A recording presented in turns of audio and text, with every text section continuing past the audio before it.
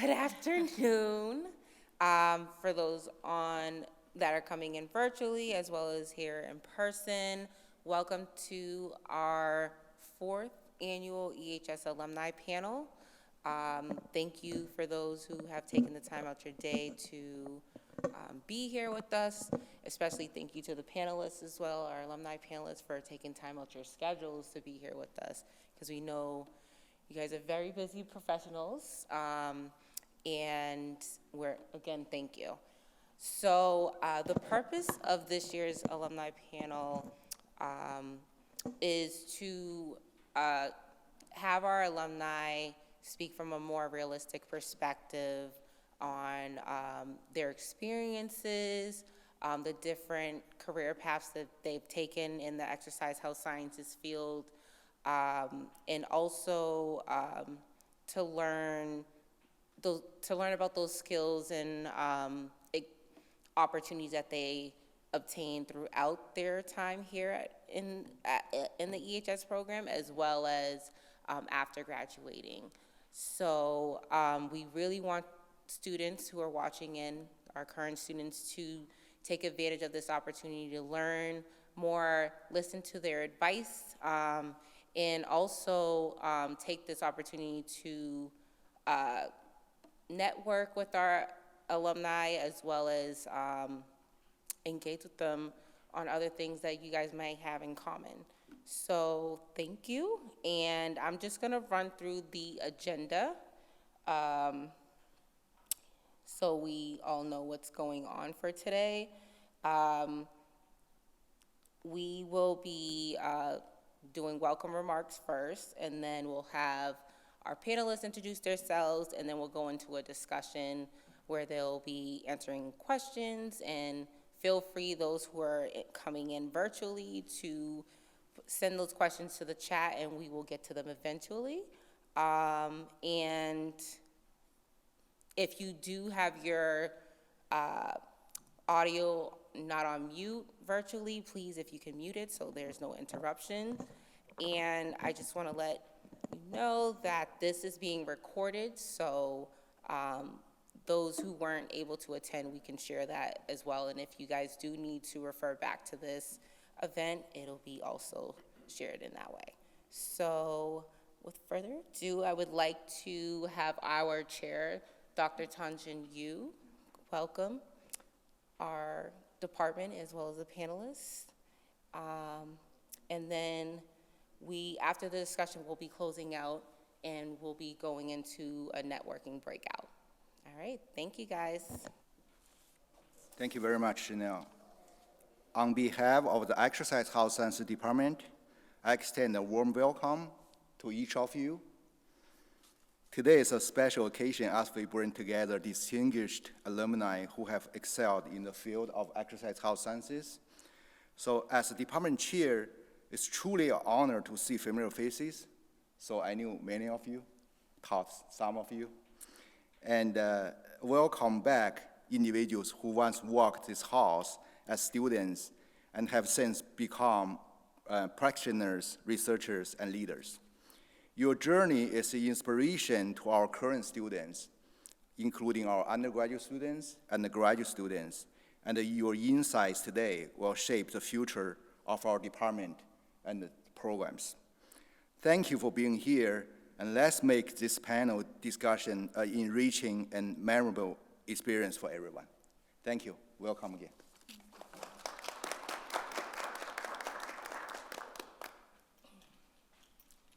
Thank you, Dr. Yu. All right, I'm gonna steal this real quick. Okay, we're gonna start to go into our introductions from our alumni panelists, and we'll start here on the right-hand side with Michaela. If you can just introduce yourself with your name, the year you graduated, and your current position in the organization you work for right now. Awesome. Hi, everyone. I'm Michaela. I'm a mental health therapist. If you don't mind, can you speak into the mic? Sorry. Yes, I can. Is this better? You can move it around Can if I you move need it? to. Okay. Yeah. I wasn't sure. All right, I'm Michaela. I'm a mental health therapist. I graduated in the COVID times of 2020. I feel like I never got a proper goodbye from UMass Boston, so it's nice to be here. And yeah, I work at B Collaborative Care. It's an eating disorder center in Rhode Island. Hi everyone, I'm Alex Wolf. I graduated the master's program at UMass Boston in 2022. So like Michaela, I was also here through parts of COVID. Currently, I am a research assistant 2 at the Marcus Institute for Aging Research. Okay. Hello everyone, my name is Jeanette. I pretty much graduated just this past May. I did my undergrad and grad here, and I'm currently working at Boston Medical Center as a program coordinator for flexible services. Hi, everybody. My name is Naika Williams, and I graduated in 2021, pandemic year. And currently, I'm the executive director of Women Thriving and also the assistant program director of Victory Programs. Hi everyone, I'm James Daly. I graduated from the EHS program, the bachelor's program, back in 2014.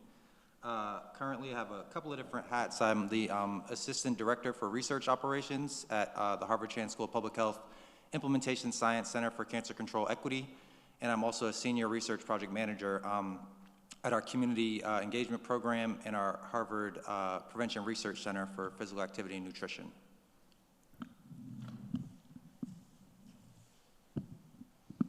Hello everyone, my name is Nicole Bidek and I graduated in 2020 from the master's program here at UMass Boston. Currently I am a senior research coordinator at Brigham and Women's Hospital in the Men's Health, Aging, and Metabolism Unit. Thank you. So we're gonna dive into some questions now that you guys have mentioned your current positions and what that looks like in your professional roles right now. We'll start off on the left with Nicole. What drew your interest to your current position, and what are your responsibilities? And do you see it, do you see it as a long-term or short-term commitment? Do you feel like you're set? Like, let us know. Yeah, good question. So when I originally started at Brigham, it was just about 3 years ago, so a lot has changed in the meantime. But the position I was applying for was actually for 2 research projects that were smaller scale and focused on older adults and a behavioral intervention. And the second project was looking at physical activity and social networking among spinal cord injury patients or users. So I was initially drawn to those 2 projects, I think, and trying to see where I could go from just getting that as a stepping stone. So at the time, maybe it was unsure of how long that commitment would be, but now I see it as a great opportunity to gain experience, not only in the research setting, but I work very closely with our exercise physiology lab that's within our department. So I have a lot of responsibilities and also wear a couple different hats between the research activities that go on, but also overseeing some of the testing that goes on in our lab as well. Thank you. So what drew my interest to my position is some coursework I did here in the EHS program. I think that learning about public health was kind of a new thing for me. It's taken off in the last 10 years more so, and I think there's more exposure you can get now in undergrad programs. But learning about population health and sort of the community health focus was pretty exciting for me, and I had taken some years off of undergrad prior to that, trying to figure out what I really wanted to do with an undergraduate degree, and so that helped kind of get my direction, and my practicum was actually at the same organization I'm still with, and I didn't necessarily think I would stay in research long term, but here I am 10 years later, and I think it's really that I was able to find people that are really focused on community engaged research and making sure that there's community voice happening in research projects, and the questions that we're answering are not just coming from the research side. So I've kind of found that middle ground of one foot in research, the other one kind of in a more practitioner, community-oriented role, which is comfortable for me for now. I don't know if I'll stay in research long term, but I've been here a while, so I have kind of found a space I enjoy. In terms of responsibilities, I do a lot of qualitative research, so we do focus groups and interviews with people who might be researchers or physicians, but also people who are patients or community members or work at community organizations. And we're focused on implementation research, so trying to kind of take the evidence that already exists from prior research and figure out how to scale it up in different contexts. So it's a lot of learning about, what does this community health center look like, and how do we kind of help them implement different interventions that we already know have worked in other settings.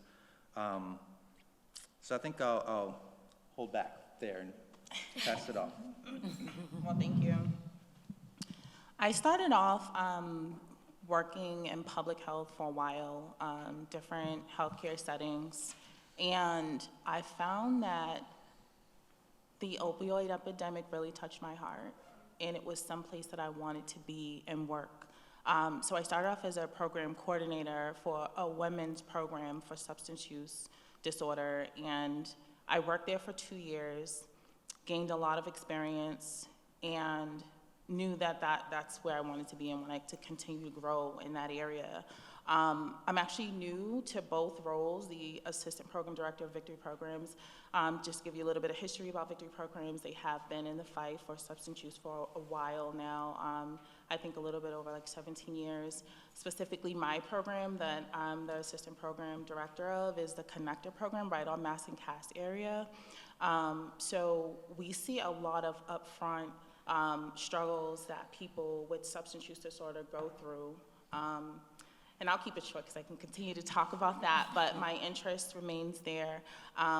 Through the growth of my previous role as a program coordinator of another women's center and another women's day shelter, I knew that I love that my focus was primarily on women, mainly because there's a lack of resources for women in that area, substance use disorder. So I wanted to remain there, and I applied for something outside of that, but also women focused. So that's how I I applied to become the executive director of Women Thriving. Similar to Victory Connector programs, it's based off of the growth of women and trying to help them develop mentally, physically, emotionally, and I'll keep it there. My responsibilities very different for both roles. So as the executive director of Women Thriving, it's a small local nonprofit based in Brookline, pretty new. So I'm actually the only employee, and then we have a board, and then we have workshops. So we work with a lot of local agencies for workshops. Everything's online and it's remote. So we're still building that program, so it gives me a chance to learn while actually just implementing new programs within the Brookline area for women who struggle with, like us, looking to find jobs, looking to create,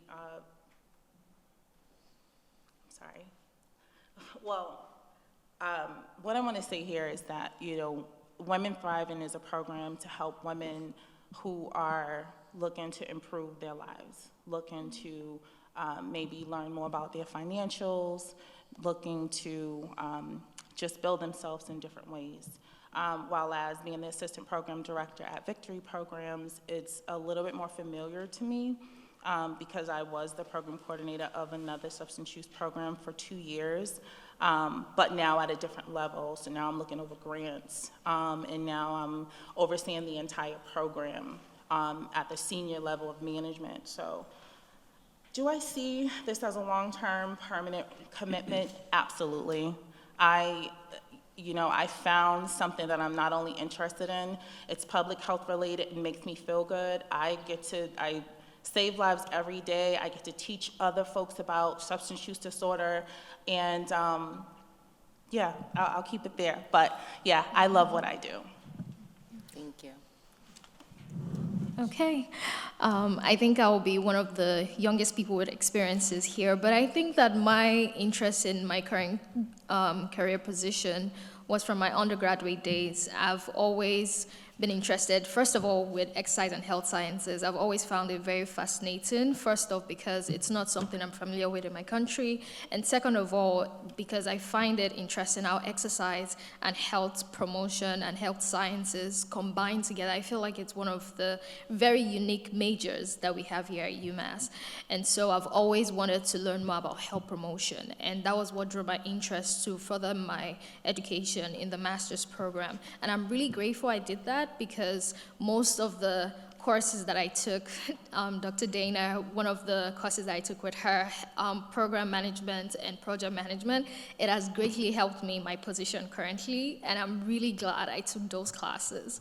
And currently, what has led me to this phase is that I always wanted to see how the overall health of a human being can actually be promoted without even the medical side. I understand that doctors are doing their best, but I also believe that when the social determinants of health are well taken care of, the individual is well as a whole. We always say health is wealth, right? So when your health isn't completely old, there's no way you can perform and do other functions. So I really wanted to maximize and dive in, and EHS was a perfect avenue for that, because even most of my internships led to all of my experiences that I found useful in being in this role.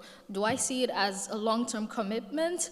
Not exactly, because I do have other long-term goals. I feel like this is just a step for me and a step in the door to begin to do other career goals that I have. I definitely want to move into public health policies, where I can make better health policies for individuals, where we can better promote health systems and how healthcare is being served, especially to individuals from low-income communities, and how they can be able to get access to healthcare themselves. So this is just the stepping stone, and this is the beginning for me.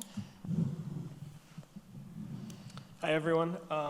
Yeah, so as far as what drew me to being a research assistant, even though I am pretty early in my career in research, I can already tell that research is a field that rewards things like work ethic, it rewards discipline, it rewards organization.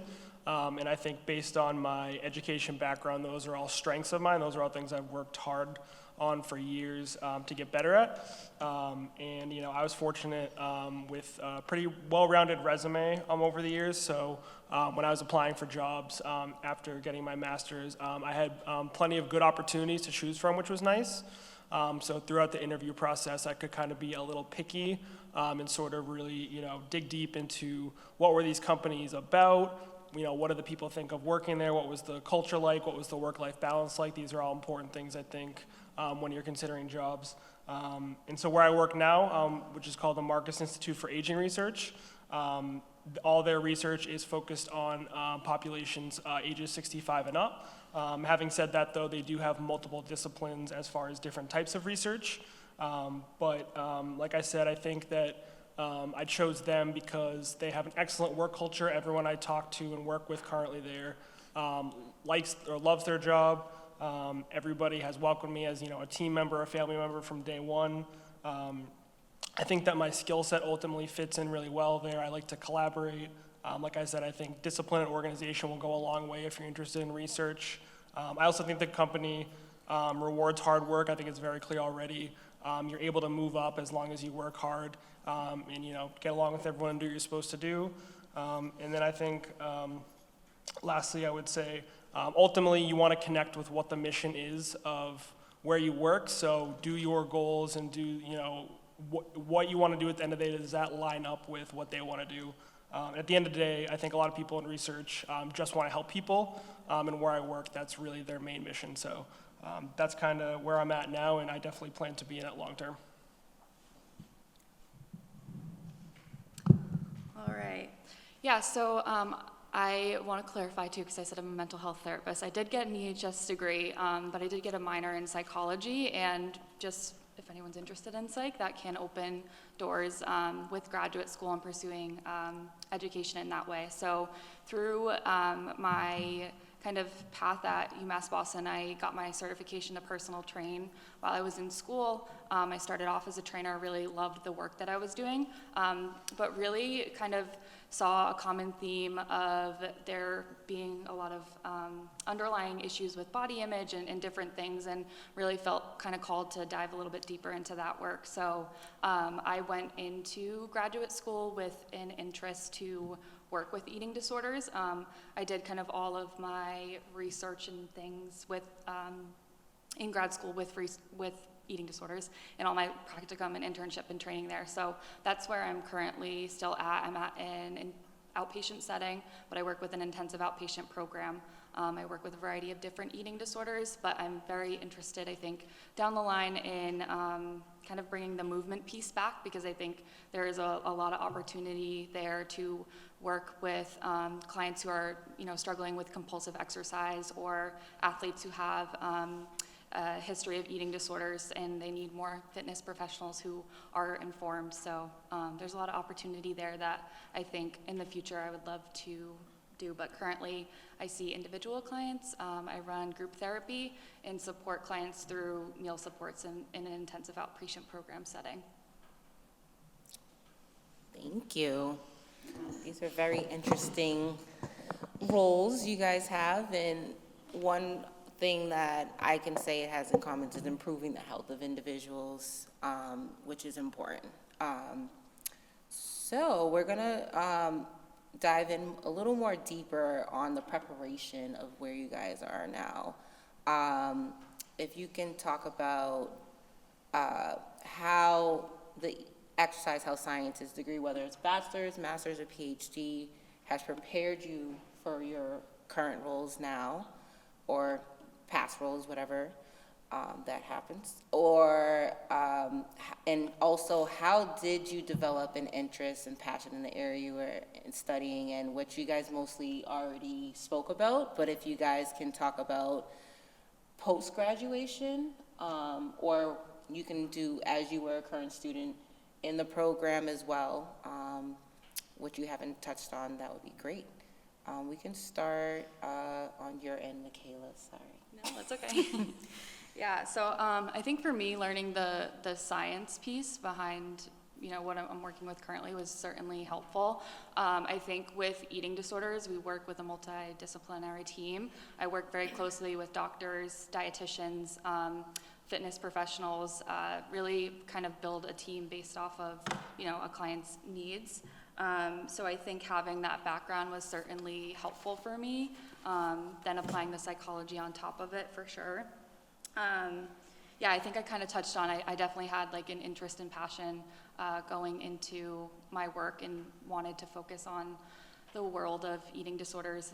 And I see, like I said, just a lot of opportunity if anyone is interested in research to be done. And also, yeah, I see a gap in terms of like the fitness industry, and kind of supporting clients who are in recovery from an eating disorder. Did that answer? Yeah, if you can just, I was gonna add in a little question on top. Please. The internship course you guys all had to take, or on the grad level, the practicum or thesis you focused on. Can you touch on that? Yeah. What you did there and how that kind of molded your way into, after graduating, preparing for that? Totally. So I did my undergraduate at UMass Boston. I did my practicum at Old Colony YMCA, so I was kind of involved in helping with some of the development of like different programs, which is another interest of mine for sure. I think I like the preventative aspect of things as well. So that was certainly helpful. I think I will utilize that in the future for sure, when thinking about kind of development of different groups and programs that can be out there for eating disorder awareness and things like that. So I certainly would say that helped me as well. But in my graduate research, I focused on kind of implementing movement into eating disorder recovery at a residential setting. So I did a lot of research and focus on that. Great, thank you. Yeah, so I think one of the great things about the EHS program is sort of the diversity of the types of classes you'll take. I think the way that they've designed the coursework, you should get experience in a lab setting, you should get experience in the classroom, I think I highly recommend taking a research methods course. I think that class is excellent because you learn about, how a study is, designed from the ground up, and you also learn how it's sort of actually implemented, which is very useful, considering that's pretty much what I do on a daily basis now. Everything I learned in that class really does apply to, the professional world. I think also the thesis route ended up being a blessing for me. That was something I really wasn't very interested or was a little bit stubborn about when I started the program here. But luckily I had a lot of great people here who talked to me about sort of what opportunities it could provide and, convinced me that it was the right route, and it definitely was. I thought I was a good writer before I started the thesis, and I quickly learned that you may be a good writer, but there's a big difference in scientific writing and regular writing. It took many, many, many drafts, but I was really ultimately very happy with how it came out. And, if I could go back in time, I wouldn't have believed what I was able to accomplish, obviously with the help of everyone here. But I highly recommend just taking advantage of the EHS program and the great professors here and, all the multiple different classes you can kind of take, especially if you might be someone who is a little unsure what they want to do or kind of has an open mind about different paths. I think try different classes, see what you like, see what you don't like. And then I think EHS also does a good job of sort of promoting stuff outside the classroom that you can get involved in. I mean, we're in an area where there's plenty of opportunities to get out and do different things and learn your strengths and weaknesses as a student and as a professional. So I think that's sort of the benefit of the EHS program. Okay. I think just to piggyback off of that, I think that the professors are great assets to the EHS program. I think they're very helpful in helping you navigate when you don't know what path to go in through. When I started the EHS program, I wasn't sure exactly what I wanted to do, but I began to look at and talk to professors as well. And I am really grateful for one of the professors, Dr. Anna Lindsay, as well. She was able to work through and tell me all the different aspects in EHS and what my interest might be. And so she kind of set me up to begin to explore what I was really interested in. And that's how I found myself in the health promotion field. But apart from that, I got a little background from research studies that I said and research methods. Hi, Dr. Viscotti.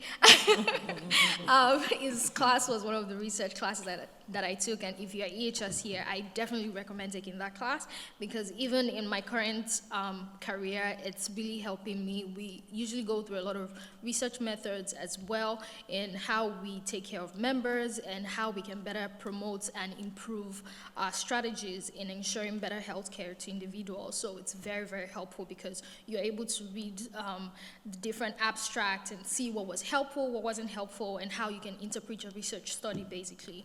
And I think that the practicum was really helpful, both for undergrad and for grad program. I definitely did the practicum. I did the non-thesis because I didn't want to do the thesis, but I found that helpful as well. I think both the thesis and non-thesis are very helpful, but for me, the non-thesis was very helpful because I was able to network in my internship with other members in different, in where I was posted to. I was able to network with them and ask them questions, because I feel like when you are on an internship site, you're there to learn, so why not make the most advantage of it, take most of advantage of it. And I'm really glad I took the practicum route because I was able to learn a lot of skills, and it added to my organizational skills, my time management skills, so I was able to learn a lot of things from there. And I think that's one of the great programs about EHS. I mean, giving you 400 hours of practicum, that's a lot of hours, but also you also get a lot of experience from that. I think that's how the EHS has prepared me. Did I develop interest? Yes, that was at the beginning as well, that I developed the interest, yes. Great. I have one more question, Janet. Okay. I believe you were the only panelist right now that has participated in our accelerated program. Yes. What was that balance like? Because in that program, you need to take undergraduate courses along with graduate courses. How did that go for you? So definitely it was a bit hard because I was taking undergrad classes as well as grad classes, but I was able to balance them out as well. I had the support of some other classmates too who were both taking the accelerated master's class. So when we finished our undergrad class in the morning from like 3 to 4, we had to still wait till like 5 to 6 and 8 in the evening to like attend some of the other classes, and it was like, oh my God, we're all tired. So it's not just me, but it's everyone else in the class. So that made it a very like enjoyable experience. I also remember Dr. Richard's class where we would stay till evening and sometimes we'll let us go on time, which was very helpful because most of us in that class were also doing undergrad classes, and it was just helpful that I'm not doing this by myself, but I'm also here with other people. And it's like you're learning the basic of undergrad. Like, take, for instance, you were learning the careers in exercise and health science. There's an advanced level of that in the accelerated master's program. And I always say to students, please, if you can, take the accelerated master's class. It is an advanced level and it will prepare you so much for a future career. I understand you don't know what you want to do, but try it out first. You don't know you like chocolate until you try it out, right? So why not try it out? I like that. Thank you. All right, we'll continue with Naika. So originally I became a student of the EHS program because I wanted to do the accelerated nursing program.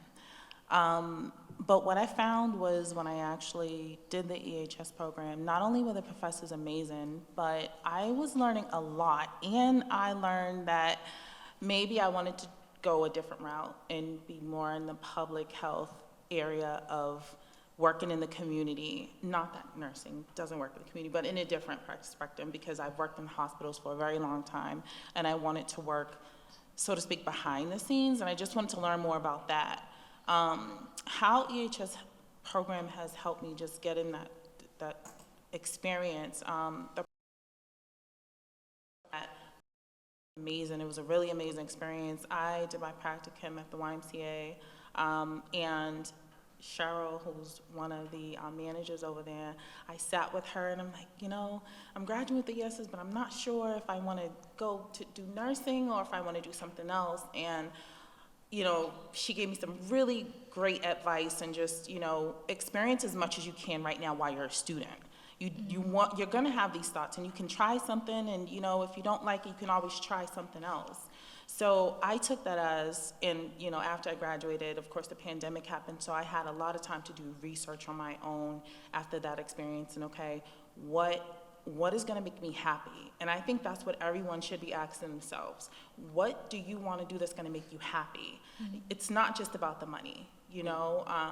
We probably wouldn't be in this field if we wanted to be millionaires, right?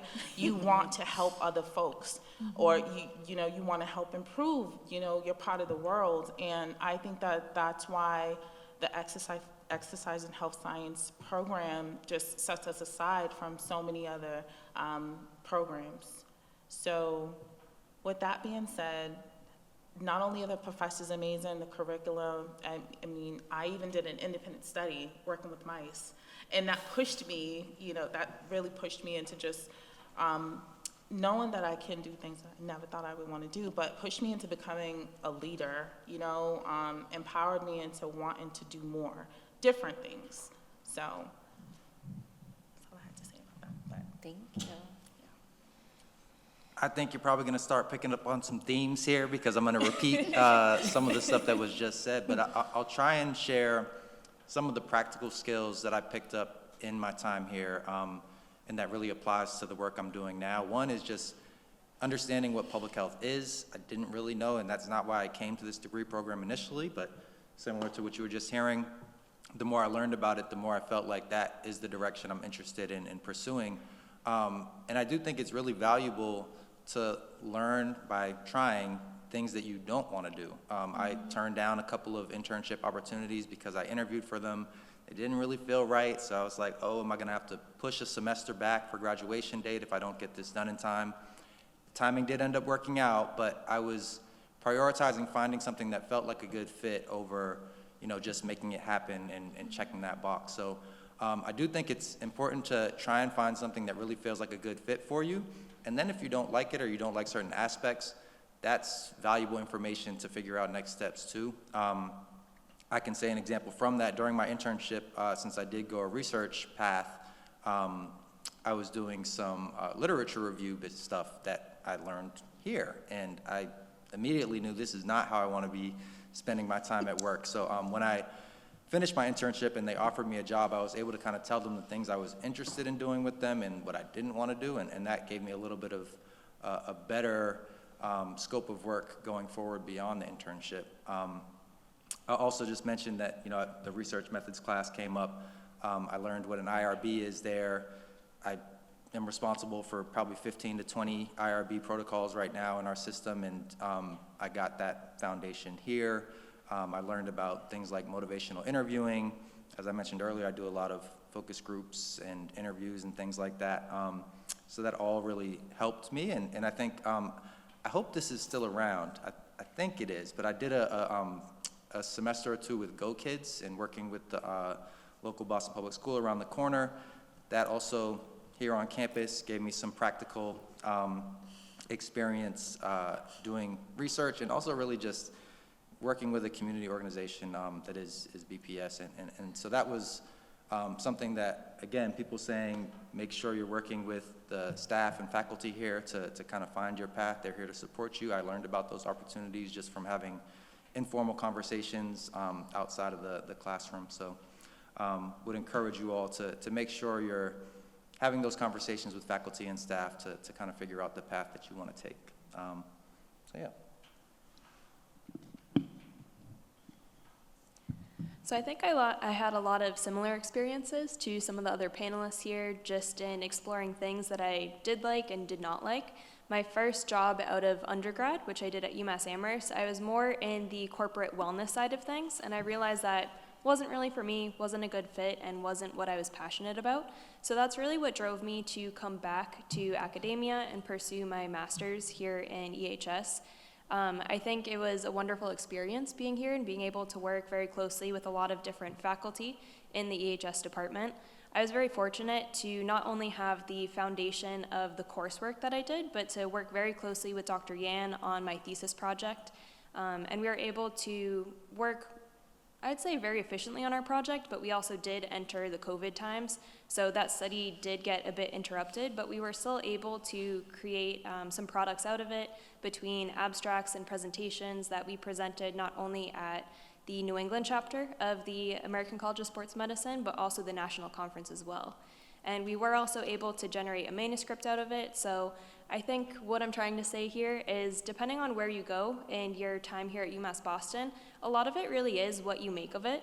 So if you can seek out those opportunities that you think might be interested in, not only might it fortify what you are interested in or not, but it can also help add to your career and maybe get some of those tangible products out of it as well. I think my experience here also had some very clear translation to my current position, which again is at Brigham and Women's, doing a lot of different research activities, but managing a very large randomized controlled trial right now. And again, I have a lot of different hats between research activities, which includes scheduling, overseeing some of our IRB submissions, and also items that take place in our laboratory of exercise physiology and physical performance. So I help with a lot of different things, but again, I have been able to get that hands-on experience in that setting, and then also have had the very fortunate opportunity to present at several conferences, and we actually just submitted a paper too for a recent small study that we had wrapped up earlier this year. So again, I definitely encourage everyone here to seek opportunities and really take the time to explore, and while you're still kind of in the safe space of being a student, now's the time to really get out there, see what you like, make mistakes if you have to, because I know we're all probably still trying to figure out what we want to do. So take the time that you need, and just know that I think good things will take time. Thank you. So it was great to hear about you guys' unique stories on your journeys to your careers you're in today and also in the future. I've learned a lot, and I can relate to a lot being an alumni as well from EHS. I graduated in 2013. So, and you guys may see also the buildings have changed, a lot has changed, and it's all moving towards the positive to support our students. Is there any advice that you guys would like to give our students regarding opportunities or educational opportunities or practical opportunities that they should take advantage of, or anything else you guys think would be valuable for our students to know. We can start, hi Nicole. We can start on your end, Nicole. Sure. I think my biggest piece of advice is, again, see what's out there and continue applying to things, whether it be internships, maybe even independent study if you can make use and utilize the resources that are right here on campus among EHS faculty to really get that experience. I think in terms of looking for internships or even job opportunities too, is get out there, feel free to shop around a little bit and see what's currently on the market in terms of not only a position, but what work is being done. I think as you can see across all the panelists here, we kind of all have mixed experiences and do a lot of different things, so feel free to talk to any one of us, I think, but I would shop around a bit, be able to speak to your strengths, your weaknesses when you are getting ready for those interviews, and it's more so a pet peeve of mine, but I would make sure that there are no typos in your resume. So really make sure that those are well polished, people will pick up on them, and be responsive in your replies if you do get offers for interviews, and then also if you do have that interview, make sure that you're following up and send that thank you email and just have some good professionalism and etiquette there. Thank you. I'll just add, because I'm reading through resumes right now, if a cover letter is optional, just go ahead and throw it in there. It can't hurt. I think if you don't, then it looks like you're less invested in that position. I would also say that working on really writing good emails, I think we all work on writing good essays and good scientific writing, but writing a good email is a really important skill, not only for looking for job opportunities, but just communicating with people once you're in a position for work and communicating with external partners and all those kinds of things. The other thing I just wanted to mention is that we talked a lot about leveraging the access to faculty and staff here who want to support you. I've done so many informational interviews with students or recent grads of a master's program when I was deciding whether or not to get an MPH. I then was thinking about, do I want a doctorate? And just having a chance to kind of talk to people who have been through those programs, they're going to give you a very different perspective than the people who are running those programs. So it is really good to tap into that. And since EHS has, all levels of degrees here, you can really explore through the student body as well, what they think of the programs and how you might get the most out of it if you want to go that route. I want to let everyone know here, get connected, get involved, and definitely network while you're here. That's probably going to be your most valuable tool while you're a student here. Before I got involved in the field that I'm in now, I actually joined a few boards and advisory councils. Those are really important to get involved in. You can learn so much, so many skills, and it doesn't take much to be a part of an advisory board. Connections, I have a LinkedIn account. Get yourself a LinkedIn account if you don't already have one. The networks that you will connect with, staff, faculty, and people that can later on possibly hire you, or at least give you a few ideas of some places that are hiring. It can't hurt, but LinkedIn has definitely helped me. I've had hiring managers come and seek me out, and that feels good, and the more you interview, the more you get skilled at interviewing.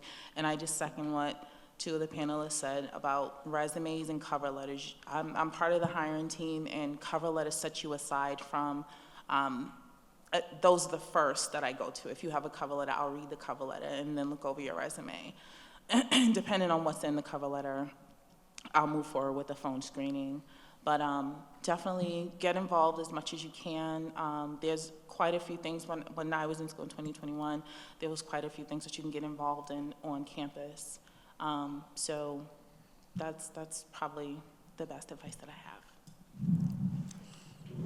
For me, I would say go to the career fairs that they have here on campus. You would definitely get a lot and see the diverse companies and career fields that you can get involved in. So definitely go to the career fairs, ask them questions, begin to practice your communication skills from there because you're going to need that in your industry or in the next field. Ask questions as well. Ask faculty questions, ask staff questions, get connected. LinkedIn is highly important, several social media as well. So be careful what you post on social media because there are some companies that also ask for your social media handles as well. And then always ensure that you are updating yourself on your career path. Say if you're going into public health, if you're going to physical therapy, what is going on there? What is the latest innovation? What are the next steps? What does the future of this career look like? That way you can keep yourself updated and you keep learning basically, not just what you're taught here on campus, but also how can you apply the practical knowledge to the new career you're going into. Some advice I would offer is the faster you get at self-evaluating yourself as a candidate for potential jobs, the better.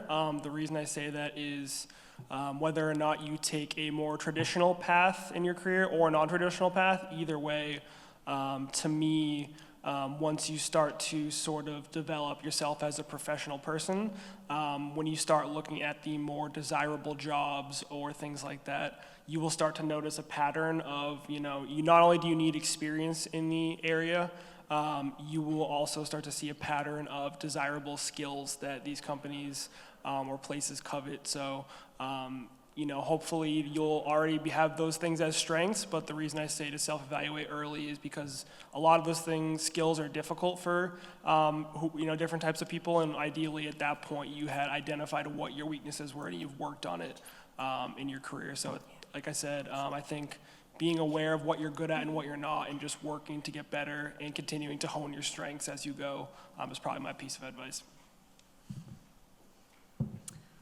Yeah, not much else to add, other than I think just be open. Going into EHS, I feel like if you would have asked me if I was a sophomore in the program, if I'd be where I'm at right now, I would have kind of laughed. I didn't expect this. I went in thinking PT, and now I'm a mental health therapist. So yeah, be open, and the other piece is just kind of utilize the support that's here with professors and office hours, and they're there to support you. So I think that was really helpful in my time here. Thank you. I'm going to circle back to Naika. She has some more advice to share.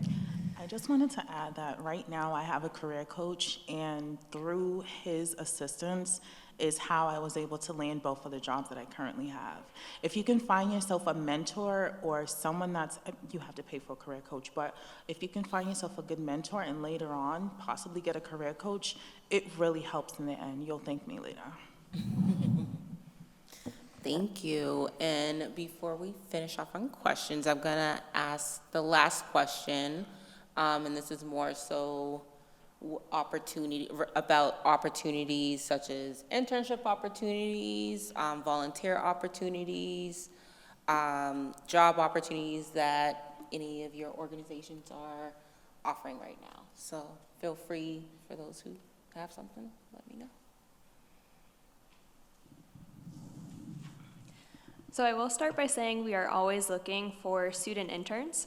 We have had several now over the last couple of semesters come to intern at, again, the Laboratory of Exercise Physiology and Physical Performance.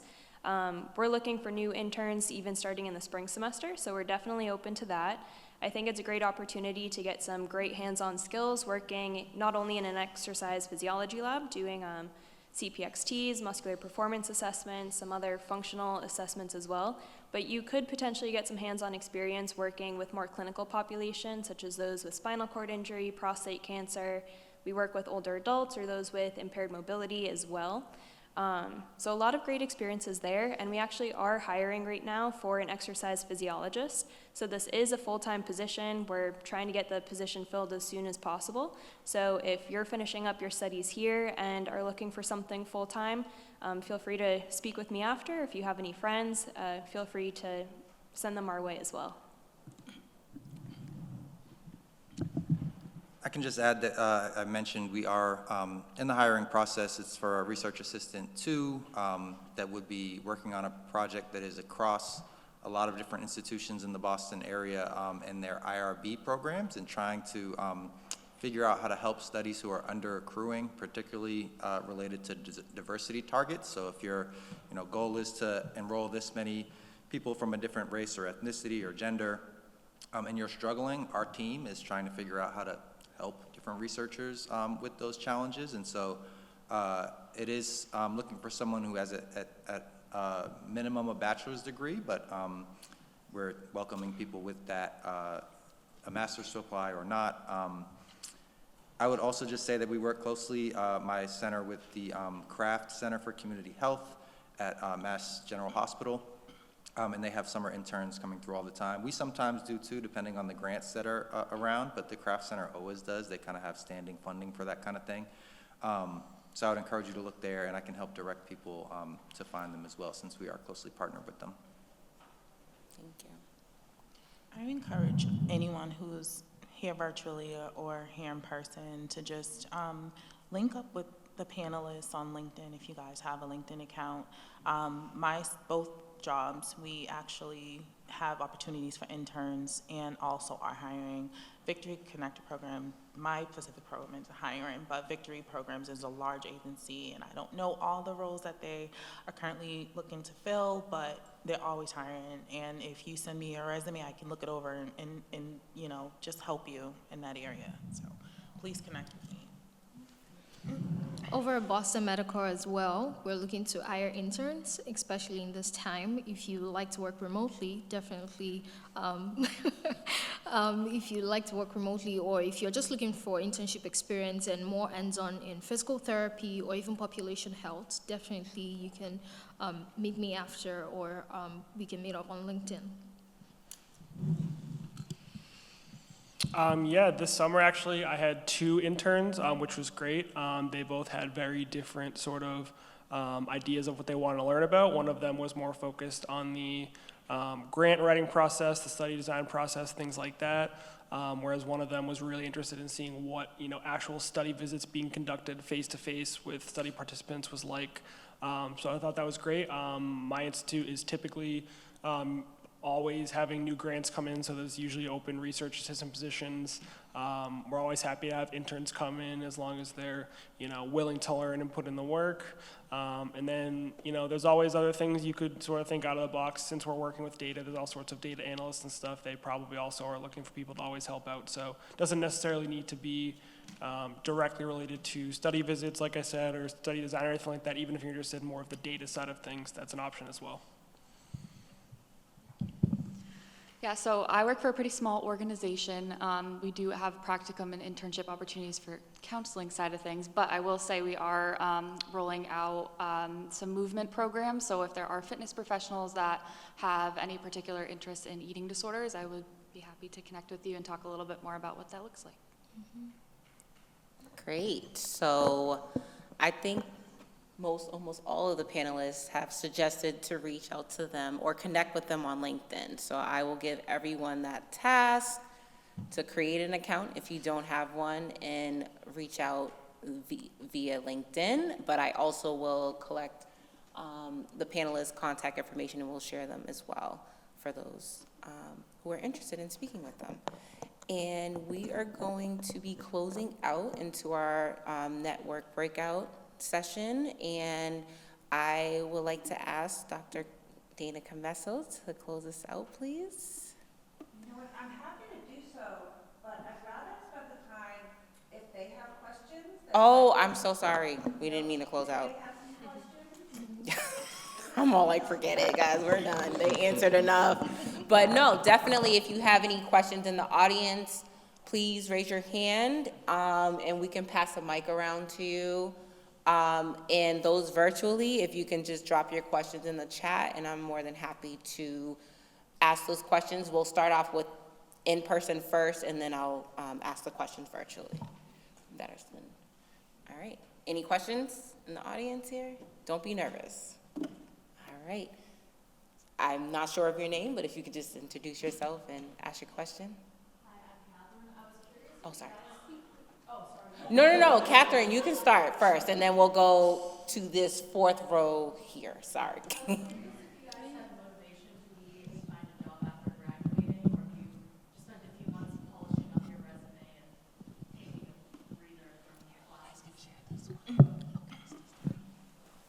Well, I can talk to this.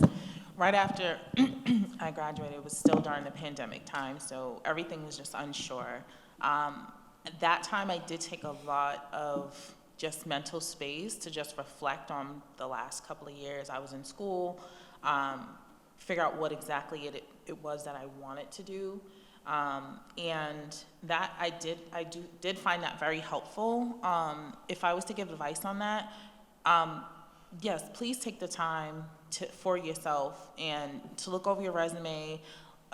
Again, just get out there, get involved, figure some things out. Maybe you intern or, volunteer. Volunteering is really great. Volunteer one day at, maybe a soup kitchen or something, or, whatever you want to be involved in. Volunteer first, and then that might help you in the end to figure out what your career path might be. Any other panelists? I think I can also add to that. While you're still after graduation, I think you should also take time to celebrate your accomplishment first and be proud of yourself that the fact that I got this far, getting a job wouldn't be hard. And I always say take advantage of the One Stop, the career services. They also help you with your resume, polishing your resume, making your cover letter look like the job description that you're trying to get. So that helps you prepare before you actually start the job. After I graduated, I wasn't really sure how I was going to get a job, but by June, after using all the resources, I was able to get a job. So it helps you, plus believing in yourself, basically put yourself out there. So like Nakia said, volunteer, spend the time doing other things, even while you're still looking for a job. Period. I did just want to add quickly too, in addition to what the two other panelists said, also don't be afraid to say no to positions that you've applied to and they give you an offer. If it doesn't feel like the right fit, feel free to continue shopping around a bit until you feel like you find that good match. Like I said before, good things take time, so definitely take the time that you need to find what's best for you. Okay, we have a question, fourth row, I think. You don't want to ask the question? Just ask it. Oh, okay. So, hi, my name is... Oh. Hello? Oh. Hi, my name is Jason. I'm currently a sophomore in EHS. My one question, or I actually have two questions, but I'll ask my first one right now is, do you have anything you would have done differently or things you might regret that you would have done differently during your career as an undergraduate or a graduate student that might have maybe positively reflected onto what you are doing now? I'll go first. Yeah, that's a really good question. I would say some of our scenarios were kind of unique maybe with COVID. I was on campus for not even a full year before we were forced to sort of do the whole remote learning thing. I definitely would say stay busy no matter what you're doing. Like I said, there are plenty of opportunities, whether it's volunteer, interning, anything you really do can really help your resume in ways you may not expect. So I would say whatever you're doing, stay busy. That's definitely the thing. I definitely, am very grateful for my time here and had a great experience and everything like that. But I do wish I had, had done more. And I certainly, even with COVID, probably could have gone out of my way to volunteer more, find ways to contribute my time. So definitely stay busy would be my piece of advice. I can just add, when I started the program, I was still working quite a bit, and that limits your ability to kind of spend time engaging on campus. And so my final year, I was able to just stop working and be a full-time student, which I thought was really helpful. And then when I went to my master's program, I kind of had to weigh that same thing of, do I want to continue working full-time or just stop and go back? And I ended up keeping my job and doing evening classes, but I understood that I was going to miss out on some of that sort of community experience, not being there during the day with the rest of the cohort on campus. So it's a trade-off, but I think, just thinking about, your desire to be working and earning money and things like that at the same time as participating as a student is one to be thoughtful about. Is there another question in the audience? Go ahead. My follow-up question is, so in your current positions, what are the things that you maybe love about your job, what you enjoy doing, and maybe things that you don't love so much about your job, and what's kind of some of the pros and cons of what you do? Go down the line. Everyone's different right here. If you want. You want to start off? Okay. I'll share. I think the pros are helping people. In the mental health field, I think it can be a lot. Naturally, as empathetic people, you kind of take a lot of things on. So I think that's been like a growing edge for me, is trying to balance caring for patients and then also being able to go home and practice self-care myself. So I feel like it's a double-edged sword there. But yeah, helping others and helping others. Yeah, I would say the number one pro of my job and one really attractive thing, or can be attractive about research depending on where you work, is literally every day is different for me. You know, that may be daunting to some people, and when I say every day is different, I mean that, you know, there's different challenges every day. Some days are more interactive with study participants, some days are more working with data. You know, I'm fortunate to be at a position where I'm not like chained to my desk all day. I'm moving around, I'm going places, I'm picking things up, I'm dropping things off. I'm meeting people for screenings, I'm doing all sorts of things. So I like the challenge of sort of being faced with new difficulties or obstacles every day. Even though it can be hard, I think it's a good thing to you know, have that. Even if, you know, you may be a person who wants to do the same thing every day, and that's totally fine, and there is opportunities for that, but for me, I like, you know, having, you know, different challenges. I would say there's not too many negatives that are, you know, huge for me currently. I would say probably the main one is being patient. As far as in research, you'll learn quickly that, you know, when you need to change something, you can't just go ahead and do it. You know, you're working with a team of people, not to mention that you know, there are things like review boards where things need to get approved, things like that. So just staying patient and understanding that there's really, excuse me, a method to doing everything, and you need to sort of follow everything the way, you know, the way everything's supposed to be done, so that everybody can stay on the same page. I think for me is also helping people and being able to feel what others are feeling and being able to help promote their health, basically. I think the downside to that is time. There's only so much you can do within a limited time for a particular person. So sometimes that time isn't always there, or the chance to help them isn't always there. For our program, there are a few steps that you have to follow through to be eligible and for you to receive the services that we provide. So sometimes it's hard when the person doesn't qualify, but you really want to help this person, and the resources or the time isn't there. So, and we have other resources that we provide for people, but sometimes I feel like I could always do more. So those are like the downside to it, but the good side is that at least I'm making a change to someone's life today. So. Working in human services, it's very rewarding. Excuse me, very rewarding work. But the downside to that is you may not always be able to help people in the way that you would want to help them due to different circumstances. But that's the only downfall that I have currently at both of my roles. So.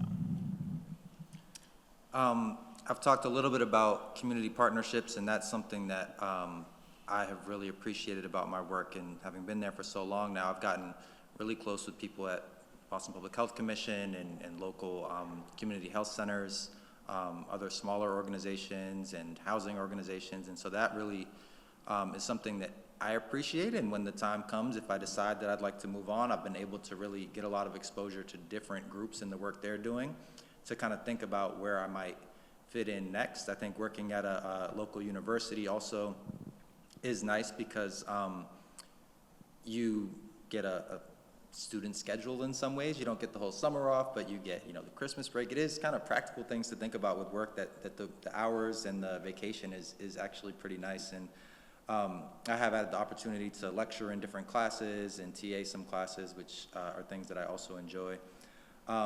The downside to it is that, I like being out there working with people, and when we have government-funded grants, there is just a lot of regulatory stuff that goes with that, and so a lot of that ends up falling on me. But I have come to accept that, you gotta take some of that with the parts that you enjoy, so, yeah. I think I've had a lot of similar experiences to some of the comments that we've been hearing, just in the positives and some of the challenges as well. But I think the main thing that I can identify as both something I really enjoy about my position, but something I find extremely challenging, is being thrown into the deep end, especially in the research setting. So I think this is really where the growth happens. So when you're challenged and you're pushed to that edge, I think that is where a lot of great learning opportunities happen, whether it is soft skills or hard skills. You're learning a new protocol, using new equipment, or maybe you're even developing those protocols, and you have to think back to those research methods courses to find the balance between resources, personnel, money, and so on. So it can be very challenging at times, but it is rewarding, I'd have to say. I could just add one thing too, because a lot of the people here work at different research groups.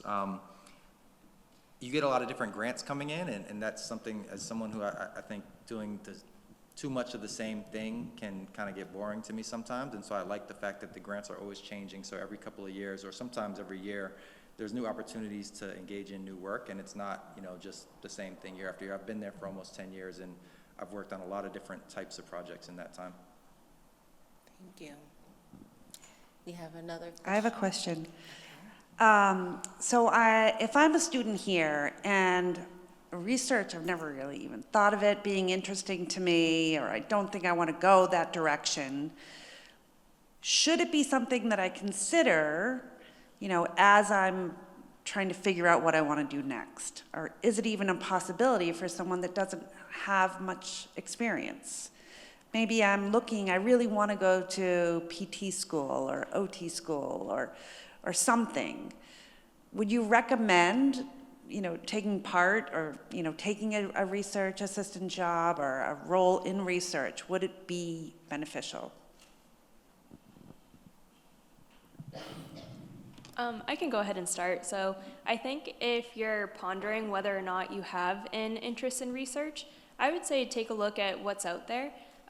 In our group alone, we have had several team members that are just at the bachelor's level who are using their position, whether it's in the exercise physiology lab or maybe it's more of a research assistant or coordinator role. They're using it almost as a stepping stone before they move on to, say, medical school, PA school, or so on. So I'd say take a stab at it if you think you might be interested. There is also the opportunity, I think, to gain hands-on clinical experience if you're interested in getting some patient care hours. Could be something that would be of interest to you, especially if any future career goals might require that. I think just to add on to that, I would say, first of all, attend classes, the research classes that EHS has. Look at them. From there, you get the basic research methods and how research is being done. Plus, you do research in your everyday. You make research about clothes to wear, shoes to wear, what do people say about it? Guess what? You're doing research. So you can start from there and then look for volunteer opportunities. Thank you. Other questions? Okay. And then after your question, I'm gonna turn it to the virtual questions, just a couple. Hi, my name's Amy. I had a question. You guys briefly touched upon it when you were talking about your pros and cons about your jobs, but I also wanted to ask about how do you manage your work and your life, your personal life and your social life and all of those things, because while our careers are important in our livelihoods, I feel like it's also very important to nurture ourselves and our own relationships in order to lead a fulfilling life. So I wanted to ask you guys, how do you do that? And if your careers in any way or shape or form helps with that. Thank you for that question, Amy. I can start for this question. I'm still learning, and I think it's something that's going to be ever-changing. There's going to be parts of your life, times in your life where you'll need to put more attention towards your career. Then there'll be other times where you need to pay more attention to your health. You know, for me, for a long time, I just put my career in front of everything. But what I learned is that I got burned out really quickly. So what I'm doing now is calendar is going to be your best friend when you start working. And I set aside time for my self-care, and that's non-negotiable. You know, I have to make that happen for myself so that I can be okay to attend to both of my jobs currently. But in addition to that, I'll say, pay attention to the description of the job that you are signing up for. Whether you'd like to do remote because you know that would be conducive to your lifestyle, or if you want to do hybrid, you know, or if you want to do a full-time job, but, you know, you have to make sure it's close by your home because you don't drive. You know, those are things to think about when you are out in the work field. If I could add to that, I would say we talked a little bit about up here too. Work culture is a big thing. So like if you are fortunate to have the opportunity to maybe when you're interviewing, you know, talk to a couple different job offers and sort of get an idea of who you'd be working for, who'd be your manager, that can be hugely important. I'm fortunate in a place right now where I really get along with everybody I work with, and specifically my manager. I think a good manager knows that if you are treated with respect and, you know, they give you the freedom to, you know, get what you need done in your personal life as well as your work life, you're going to work harder at a place that you're happier at. So I think finding a place where you're valued and a good manager can go a long way, because if they know you're working hard, they're not going to have a problem with you taking a vacation, doing what you need to do outside of work, things like that. I just wanted to quickly say that it's also important to make sure that you're, you know, communicating realistic expectations. I think there's oftentimes when you start a new job, you want to exceed expectations, and sometimes that means working beyond the hours that you're being paid for. And it's really important to make sure that people know that if they're asking you to do more than the hours you're being paid for, that they're aware of that, because they're not going to just tell you, you know, to cut back unless you're having that conversation. And it's important to, you know, set boundaries. And I have had several of those conversations in my time and saying, like, look, this is what needs to be done. Let's talk priorities, because it just can't all get done in the amount of time that I'm currently working. So, yeah, making sure you're having those conversations. Even early on, I think it's okay, you know, just so that they know that you don't want to be extending yourself too far. Thank you. We have one more question in the back. The mic. Oh. Can you hear me? Yeah, but the people on virtual can't hear your question, so. This is just a quick little question.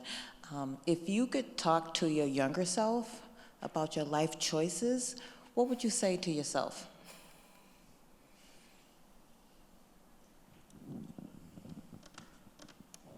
I would have started school a lot earlier. I actually went back to school when I was about 27, and I wish I would have got my bachelor's and my master's out of the way, because I'd probably be on my doctorates right now. But I definitely would have started school sooner. If you put your mind to something, you can do it. If your mind hasn't gotten to where you want to be, your legs can take you there. So you have to imagine where you want to be and what you want for yourself. You have to ask yourself the question, in 5 years' time, would this matter to me? Would this bring me happiness? And is this really important to me? When you ask yourself those questions, there are some choices that you would make, and there are some choices that you would not make. So first, let your mind travel to where you want to be, and your legs will take you there. I like that. The imagination I could have. Great. So I'm going to turn it over to the virtual questions. We have a question from Zaina. This is for Michaela. What options did they have in your master's program, and what opportunities that you've done, and what challenges did you face? Any advice on someone who wants to work as a mental health worker? I'm not sure, the acronyms are UNICEF, and how to network from there. Yeah, I would say I found it really helpful to kind of roll in my psychology minor. I think it's important, especially if you are interested in furthering your education in the field of psychology. I wouldn't have been able to get my master's in psych if I didn't have the minor. So definitely staying connected to the psychology department would be important for sure. In my graduate program, I think I was saying I was pretty focused on what I wanted to work on, so my opportunities were kind of focused on eating disorders and kind of getting into a clinic that I know I could get some experience in that sense. So I would just say network, be open, and I'm happy to connect further if you have any questions. Great. I think this question is geared to all panelists. I think your advice would be helpful for the student Madeline. So my name is Maddie. I'm a first-year master's student, and I would like to know how you get involved in corporate wellness or even get experience you need for those roles. I've tried reaching out on LinkedIn to HR managers, et cetera, but not much luck so far.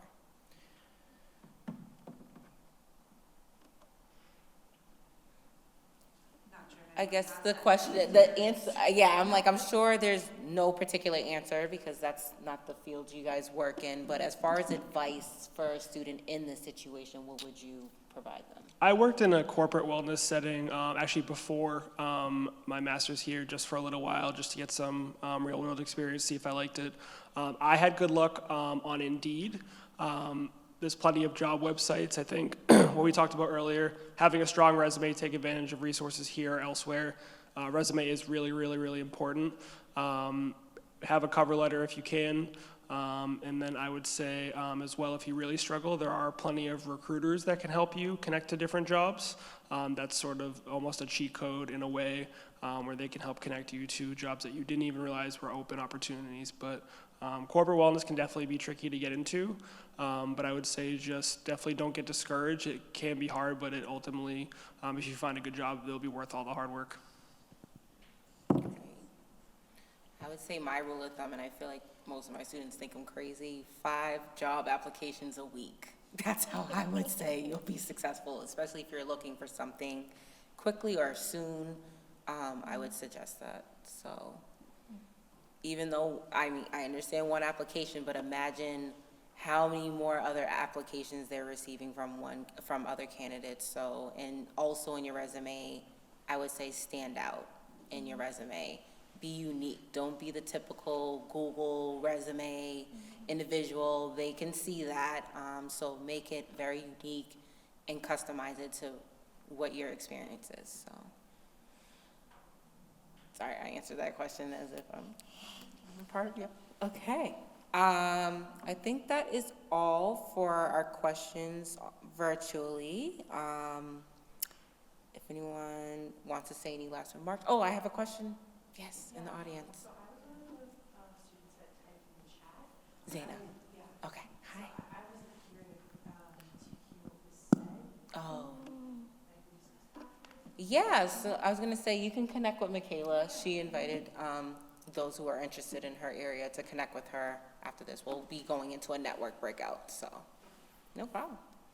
All right, so any more questions? All right, so we are going to close out. I'm going to ask Dr. Dina Camesso to please close this out. Sure, I'll let you stay where you are. You're good. I'll just talk. I'll stay in the camera. You know, first of all, I am so impressed by you all, and I'm so proud of you all. Not for just what you're doing, but also being willing to come back here and share your experiences. You talked a lot about research today, and as a more on the qualitative side, personally, a few themes came out, as we're listening. And so we heard a lot about community engagement with people, interpersonal skills, having research skills. Research skills are valuable in any kind of setting you may be in, professionally and personally. And so, you know, take good advice from these few examples of our students. Just so proud. You know, James, I worked with back in 2014 when he was getting ready to graduate, and everything he says was just so true. It's like yesterday we were sitting in the old science building talking about internships, and he said, "I don't really want to do these things. I think I want to go to Harvard's School of Public Health." I'm like, "Well, let's go." And he reached out, called them up, contacted them, and he's still there now. So set the bar high. Each one of these individuals up here has set the bar very high. But I'm not going to put you up too high, because you guys aren't that special. Okay? You guys are like everybody else here. So everyone here has this amazing potential. You just need to tap into it. You need to, advocate for yourself, do everything that they have encouraged you to do, and ask for help too, because none of us have done it on our own. Okay? So thank you so much. I think we want to spend whatever time is left just, having one-on-one, meeting each other, connecting with each other. In a time after COVID, it is important and valuable to do that. And we've learned a lot over the past, 5 years that we can do it a lot of different ways. So whatever you're most comfortable with, which brings me to the last theme that came out, is that work-life balance. That being happy, finding the things that bring you joy and that things that bring you value, and that also pay the rent, right? We need to do all of those things all together. So again, thank you very much, and a special thank you to Chanel, who organized all of this. Got the event going, got our panelists to join in, and Coretta for helping support the event as well. Thank you very much. All right, grab a snack. Yes, please. Food needs to be eaten. Yes, no leftovers. Take as much, no portion control. All right. Welcome. Thank you.